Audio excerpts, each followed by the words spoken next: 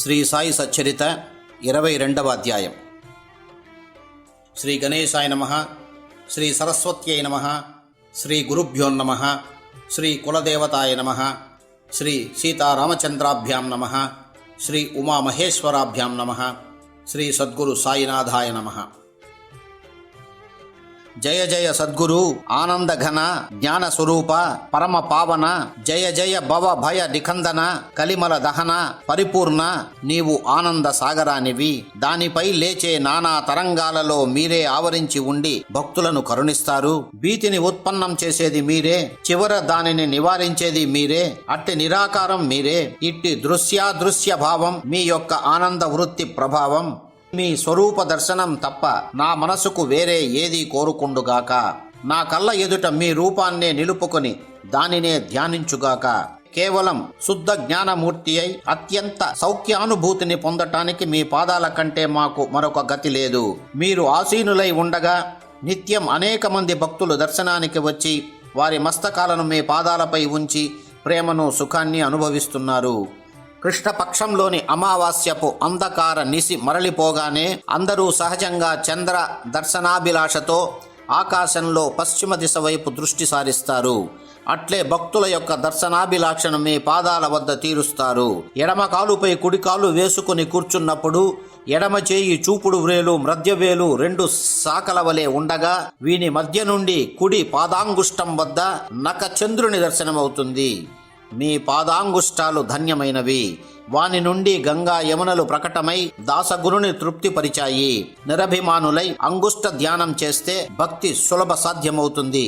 పాదాంగుష్టంపై చూపుడు వేలు మధ్యవేలు రెండూ ఉంచి సాయి భక్తులకు సులభోపాయాన్ని సూచించాడు. బాబా కారణంగానే షిరిడి అతి పవిత్ర పుణ్యక్షేత్రమైంది. అహోరాత్రులు పుణ్యార్తులు యాత్రికులు వస్తుంటారు. ప్రత్యక్షంగానో పరోక్షంగానో షిరిడిలో సాయి రూపంలో కల్పవృక్షం ప్రత్యక్షంగా అవతరించింది అని దశ దిశలా తెలిసి వచ్చింది. బాబా అద్భుత లీలలతో భక్తుల శ్రేయాన్ని సాధించారు. వారి అపార ప్రేమను, జ్ఞాన సంపన్నతను, సర్వాత్మ భావాన్ని అనుభవించిన వారు ధన్యభాగ్యులు. ఒక్కోసారి భక్త గణ పరవేష్టితులై ఆనంద గనునిలా ఉండేవారు. ఒకప్పుడు గూఢార్థ ధ్వనితో మాట్లాడేవారు.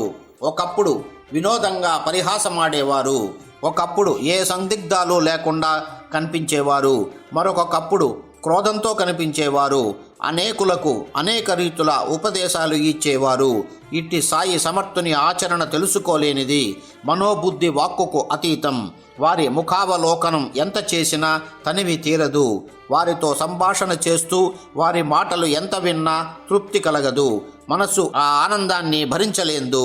నీటి ప్రవాహాన్ని మూట కట్టవచ్చు, కానీ ఈ సాయి యొక్క చమత్కారాలను ఏ విధంగా లెక్క పెట్టగలం? ఇక ముందు కథ. సాయికి భక్త సంరక్షణ యందు ఎట్టి చింత ఉండేది. ఎట్లా దుర్భర సంకటాలను నివారించేవారో, ఏ విధంగా భక్తులను గండాల నుండి తప్పించి తమ పాదాల యందు భక్తిని స్థిరపరిచేవారో వినండి. ఈ విషయంలో ఒక కథను వింటే సాయి సమాగమ మందు సుఖం కలిగి భావికులకు శ్రద్ధ జనిస్తుంది. హీనునికైనా దీనునికైనా సాయి కథల యందు రుచి కలుగుతుంది. ప్రతి గడియ సాయి నామం జపించే వారిని సాయి తరింపచేస్తారు. అహ్మద్ నగర్ పట్టణంలో నివసించే కాకాసాహెబ్ మిరికర్ ప్రభుత్వ ఉద్యోగిగా సర్దార్ పదవిలో ఉండేవాడు. అతని పుత్రుడు కోపర్గాములో మమలతదారుగా ఉండేవాడు. చితలి గ్రామంలో పని మీద వచ్చి సాయి దర్శనానికి షిరిడి వచ్చాడు. మసీదులోకి వెళ్ళి బాబా చరణాలయందు శిరస్సును ఉంచాడు. క్షేమ కుశల వార్తలు జరిగాయి. అక్కడ భక్తులంతా గుమికూడి ఉన్నారు. మాధవరావు కూడా అక్కడ ఉన్నాడు. బాబా ఏ విధంగా భావి సంకటాన్ని సూచించి దాని నుండి నివారణోపాయం కూడా చెప్పి భక్తులను రక్షించేవారో గమనించండి. బాబా మిరికర్ను చూసి, ఈ ద్వారకామాయి సంగతి నీకు తెలుసా అని అడిగారు. ఇదే ద్వారకామాయి, ఇదే మన ద్వారకా మాత. మసీదులోని ఈ తల్లి గొప్ప కరుణామాయి. అమాయకులకు భావికులకు తల్లి. ఎవరు ఎట్టి ఆపదలలో చిక్కుకున్నా తక్షణం రక్షిస్తుంది. ఒక్కసారి ఈమె ఒడిలో కూర్చుంటే తరించిపోయినట్లే. ఈమె నీడలో విశ్రమించిన వారు సుఖంగా ఉంటారు. ఇదే ద్వారక, ఇదే ద్వారావతి అని చెప్పి అతనికి విభూతినిచ్చి అభయహస్తాన్ని అతని శిరస్సు పైన ఉంచారు. మిరికర్ బయలుదేరుతుంటే బాబా మరలా మిరికర్ను నీకు పొడవాటి బాబా అంటే తెలుసా అని తమ చేతులతో పాము పడగను సూచిస్తూ ఇట్లా భయంకరంగా ఉంటుంది. అయినా అది మనల్నేం చేస్తుంది? మనం ద్వారకామాయి బిడ్డలం కదా. ఈ విషయం ఎవరికీ అర్థం కాదు. తరింపచేసే ద్వారకామాయి ఉండగా సర్పం ఎట్లా సంహరించగలదు? తరింపచేసే వారి శక్తి ముందు సంహరించే వారి గతి ఎంతటిది అని అన్నారు బాబా. ఈ ప్రసంగం బాబా ఇప్పుడు ఎందుకు చెప్పారు? దీనికి మిరికరుకు ఏమిటి సంబంధమని అందరికీ జిజ్ఞాస. కానీ బాబాను ప్రశ్నించే ధైర్యం ఎవరికీ లేదు. బాబా చరణాలపై శిరస్సును ఉంచి చితలి వెళ్లటానికి ఆలస్యం అవుతుందని మిరికర్ క్రిందకు దిగాడు. అతని వెంట మాధవరావు కూడా ఉన్నాడు. ఇద్దరూ మంటపద్వారం వద్దకు వెళ్లారు. బాబా మాధవరావును వెనుకకు పిలిచి, శ్యామా, నీవు కూడా అతని వెంట వెళ్ళి చితలి చూసి తిరిగిరా, బాగుంటుంది అన్నారు. శ్యామ నేనింటికి వెళ్ళి తయారై వస్తాను అని అన్నాడు. అందుకు మిరికర్, అంత దూరం చితలి వరకు వచ్చే అవసరమేముంటుంది? వ్యర్థంగా నీకెందుకు శ్రమ అన్నాడు. ఆ మాట మాధవరావు వెళ్ళి బాబాతో చెప్పాడు. అప్పుడు బాబా, పోనీలే, మనదేం పోతుంది? మంత్రం, తీర్థం, ద్విజులు, దేవతలు, దైవజ్ఞులు, వైద్యులు, గురువర్యులు వీరి యందు ఎట్టి శ్రద్ధ, భక్తి, విశ్వాసాలు ఉంటాయో ఫలితం కూడా అట్లే ఉంటుంది. మనం ఎల్లప్పుడూ హితాన్ని కోరుతూ మంచిని ఉపదేశిస్తాం. ఎవరి కర్మ ఎలా ఉంటే నిశ్చయంగా అలాగే జరుగుతుందని అన్నారు బాబా. ఇంతలో మిరికర్కి సంశయం కలిగింది. బాబా యొక్క ఆజ్ఞ పాటించాలని మాధవరావుతో నాతో చితిలీకి రమ్మని మెల్లగా అడిగాడు. కానీ మాధవరావు మరలా బాబా అనుజ్ఞ తీసుకోవాలి, వెళ్ళమంటే వస్తాను, వారెట్లా చెప్తే అట్లా చేస్తాను, వారి ఆజ్ఞకు నేను దాసుణ్ణి అని చెప్పాడు. అప్పుడు బాబా వద్దకు వెళ్ళి, మిరికర్ చితిలీకి నన్ను తీసుకువెళ్తాను అని అంటున్నాడు, మీ ఆజ్ఞ వేడుకుంటున్నాను అంటే సాయి నవ్వుతూ, సరే, అతను తీసుకెళితే నువ్వు వెళ్ళు. దీని పేరు మసీదు మాయి. ఈ తల్లి బహుమాయాలువు, అయినా బిడ్డల ఎడ అతి కరుణాలువు. కానీ బిడ్డలు శ్రద్ధావిహీనులు, అవిశ్వాసులు అయితే ఈమె ఎట్లా రక్షిస్తుంది అని అన్నారు బాబా. మాధవరావు సాయి పాదాలకు నమస్కరించి మిరికర్ వద్దకు వచ్చి టాంగాలో కూర్చున్నాడు. ఇద్దరూ చితిలి వెళ్లారు. ఆఫీసు వాళ్ళెవరూ రాలేదు. వీరికి అక్కడి మారుతి దేవాలయంలో బస ఏర్పాటు చేయగా ప్రయాణ అలసట తీర్చుకుంటూ కూర్చున్నారు. రాత్రి ఒక జాము గడిచింది. ప్రక్కలు పరుచుకుని దీపపు వెలుతుల్లో వార్తాపత్రికను మిరికర్ చదువుతున్నాడు. విచిత్రంగా ఆ భయంకర రాత్రి వేళ ఒక సర్పం ఎక్కడి నుంచి వచ్చిందో మిరికర్ నడుము వరకు కప్పుకున్న మెత్తటి దుప్పటిపై చుట్టుకుని నిర్భయంగా శాంతంగా కూర్చుని ఉంది. అది ప్రవేశించినప్పుడు సరసర కాగితం చప్పుడు అయినా అది సర్పమై ఉంటుందని ఎవరూ శంకించలేదు. మిరికర్ వార్తాపత్రికలో మునిగిపోయాడు. ఏదో చప్పుడు విని దీపపు వెలుతురిని పెద్దగా చేసి చూస్తే సర్పం కనిపించింది. మిరికర్ భయంతో వణికిపోతూ పాము పాము అని మెల్లగా అరవసాగారు. మాధవరావు చకితుడై, బాబా, ఈ విజ్ఞాన్ని ఎక్కడి నుంచి పంపించావు? దీన్ని తొలగించు అనుకున్నాడు. ఎవరికి ఏది చేతికి దొరికితే దాన్ని అందుకొని మెల్లమెల్లగా క్రిందకి జారిపోతున్న పాముపై బాది దాన్ని ముక్కలు ముక్కలు చేసేశారు. ఆ విధంగా ఆ అరిష్టం తొలగిపోయింది. దీంతో మిరికర్ సాయి సమర్థునిపై ప్రేమ పొంగి కళ్ళ నుండి నీళ్లు కారింది. బాబా ఎట్లా ఈ గండాన్ని ముందే తెలుసుకుని తొలగించారు? వద్దన్నా కూడా అరిష్టాన్ని సూచిస్తూ శ్యామారావును సహాయానికి పంపారు. ఎంతటి దయ, ఎంతటి దురదృష్టి! రానున్న కీడును ఎంత సుందరంగా తెలిపారు. వారి దర్శన మహత్యమును, మసీదు యొక్క మహత్యమును తెలిపి వారికి భక్తులపై ఉన్న ప్రేమను నిదర్శనంగా చూపించారు అని అనుకున్నాడు. ఒకసారి ఒక గొప్ప జ్యోతిష్కుడు నానా డేంగలే నామధేయుడు బూటీతో, ఈరోజు మీకు గండముంది, చాలా అశుభం, జాగ్రత్తగా ధైర్యంగా ఉండండి అని చెప్పాడు. అది విని బూటీ ఆ రోజు ఎట్లా గడుస్తుందో అని చింతించసాగాడు. రోజులాగే అతడు, నానా మొదలగు వారు మసీదుకు వెళ్ళి బాబా వద్ద కూర్చున్నారు. అప్పుడు బాబా బూటీతో, ఈ నానా ఏమంటున్నాడు? నిన్ను చంపాలని చూస్తున్నాడా? మనకు ఆ భయం లేదు. ఎట్లా చంపుతావో చంపు, చూస్తానని అతనితో సవాల్ చేయి అన్నాడు. తరువాత చమత్కారాన్ని చూడండి. సాయంకాలం బాపు సాహెబ్ శౌచ విధికి బహిర్దిశకు వెళ్ళగా అక్కడికి ఒక సర్పం వచ్చింది. ఆ భయంకరమైన దృశ్యాన్ని చూచి అతడు బయటకు వచ్చేశాడు. అతని నౌకరు రాయితో దాన్ని కొట్టాలని రాయినెత్తగా బుట్టి అతన్ని వారించి, తొందరపడకు, వెళ్ళి కర్ర తీసుకుని రా అన్నాడు. ఇంతలో సర్పం గోడపైకి ఎక్కబోతూ జారి క్రింద పడి వెంటనే అక్కడ రంధ్రంలోకి దూరిపోయింది. అప్పుడు బాబా మాటలు స్ఫురణకు వచ్చాయి. ఈ విధంగా సాయి సమాగమంలోని భాగ్యాన్ని కల్లారా చూచిన వారు భాగ్యవంతులు. ఇటువంటివి ఎన్నెన్నో అనుభవాలను చూపి భక్తుల అంతరంగాలను ఆకర్షించేవారు బాబా. వాటిని ఎంత వర్ణించినా సరిపోదు. మరొక కథ. రాత్రి 2వ జామున చావడిలో బాబా సమక్షంలో జరిగినది ఇది. కోరాలే తాలూకా కోపర్గాంలోని వతన్వాడి అను ఊళ్ళో అమీర్ శక్కర్ అను వ్యక్తికి సాయి పాదాల యందు భక్తి ఉండేది. కసాయి జాతివాడైన దళారీ పని చేసేవాడు. బాంద్రా యందు అతనికి బాగా పలుకుబడి ఉండేది. అయినా అతనికి వ్యాపారంలో విసుగు జనించింది. కష్టాలు వచ్చినప్పుడు దేవుడు గుర్తుకు వస్తాడు. అతడు వ్యాపారమంతా వదిలి షిరిడీకి పరుగు తీశాడు. పంచపాండవుల తల్లి కుంతీదేవికి వనవాసంలో అనేక కష్టాలు అపాయాలు ఎదురయ్యాయి. అయినా పరమేశ్వర, సౌఖ్యాలు కోరిన వారికి సుఖాలనివ్వు, కానీ నాకు మాత్రం నిరంతరం దుఃఖ పరంపరలనే ప్రసాదించు, దానివల్ల నేను ఎల్లప్పుడూ నీ నామాన్నే స్మరిస్తూ ఉండగలను అని కష్టాలనే వేడుకుంది ఆమె. మనము కూడా అహర్నిశలో సాయిని ఇదే వేడుకుందాం. అమీర్ శక్కర్ బాబాకు నమస్కరించి బాబా చేతిని ముద్దాడుకొని తన వ్యాధిని గురించి సవిస్తరంగా నివేదించి ఆ దుఃఖాన్ని నుండి రక్షించమని ప్రార్థించాడు. బాబా అతనిని చావిడిలో ఉండమని చెప్పాడు. బాబా రోజు విడిచి రోజు నియమంగా మసీదు నుండి రాత్రి చావిడికి అమీర్ ఉన్న చోటికి వెళ్ళేవారు. అమీరు సంధివాతం ఉన్న రోగి ఊళ్ళో మరెక్కడైనా ఉంచితే సుఖంగా ఉండేవాడు. తన ఊరికైనా వెళ్ళి పడి ఉండేవాడు. కానీ శిథిలమైపోయిన చావడిలో ఎక్కడ చూచినా బల్లులు, తేళ్లు, పాములు స్వేచ్ఛగా తిరిగే చోట, మహావ్యాధి కుష్ఠులు, కుక్కలు విశ్రమించే చోట ఉండటానికి అమీరుకు చాలా కష్టంగా ఉండేది. కానీ బాబాకు ఆ విషయం చెప్పడానికి ధైర్యం లేదు. చావడి వెనుక భాగమంతా చెత్తతో నిండి ఉండేది. లోపల మోకాలి లోతు గుంతలు ఉండేవి. పైనుండి వర్షాధారలతో మిట్ట పల్లాలతో ఉన్న నేలంతా చెమ్మగా ఉండేది. కోరుమనే చల్లటి గాలి వానలో చెమ్మగా ఉన్న స్థలం సంధివాతమున్న రోగికి అస్సలు పనికిరాదు. అదే అమీరుకు చింత. కానీ బాబా యొక్క ఆజ్ఞయే ఔషధమని అతని దృఢ నమ్మకం. ఎత్తు పల్లాలుగా ఉన్న, గాలి వానతో తడిచి ఉన్న, ఆపదలకు ఆలవాలంగా ఉన్న సాయి సమాగమమే మహాప్రసాదమని, వారి మాటలే ఔషధమని అమీరు అక్కడే చావడి మధ్యలో ప్రక్క వేసుకొని 9 నెలలు సుఖంగా ఉన్నాడు. ఈ విధంగా సంధివాత రోగికి విపరీతమైన అనుపానాలతో ఉన్న బాబాపై అమిత విశ్వాసంతో అక్కడే ఉన్నాడు. మసీదుకు వెళ్ళి బాబా దర్శనం చేసుకోవడానికి కూడా అతనికి అనుమతి లేదు. చావడిలోనే ఉంటున్నా ఏ ప్రయాస లేకుండా రోజు ఉదయం బాబా చావడి మీదుగా భిక్షకు వెళ్ళేటప్పుడు సహజంగానే వారి దర్శనం జరిగేది. అట్లే రోజు సాయంకాలం బాబా చావడి ఎదుట నిలబడి చూపుడు వేలు మస్తకంపై ఉంచి దిగ్వందనం చేసేవారు. అక్కడి నుండి సమాధి మందిరం చివరి వరకు వెళ్ళి భక్త సమేతంగా మరలా మసీదుకు వెళ్ళేవారు. రోజు విడిచి రోజు చావిడికి వచ్చేవారు. అక్కడే పూజా హారతి అయ్యాక భక్తులు ఇళ్లకు వెళ్ళేవారు. అప్పుడు వీరిద్దరూ పరస్పరం సుఖంగా మాట్లాడుకునేవారు. వీరి మధ్య పేరుకు ఒక పరదా అడ్డంగా ఉండేది. బయటకు సమీర్ ఉంటున్నది బందికానావలే కనిపించినా లోపల సాయితో సహవాసం. ఎంత సౌభాగ్యం ఉంటే తప్ప ఇటువంటి లాభం దుర్లభం. కానీ ఒకే చోట పడి ఉండటం అమీరుకు బందికానావలే తోచి అక్కడ కష్టమనిపించింది.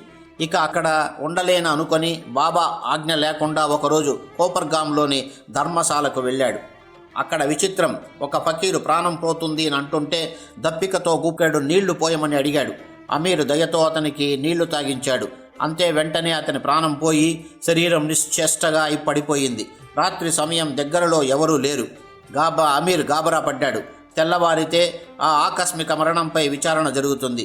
నేను అతనికి నీళ్లు తాగించాను, వెంటనే చచ్చి పడిపోయాడు అని నిజంగా జరిగినది చెబితే ఎవరు నమ్ముతారు? సాక్ష్యాలు, ఆధారాలు అతని చావుతో నాకేదో సంబంధం ఉందని నన్ను పట్టుకుంటారు.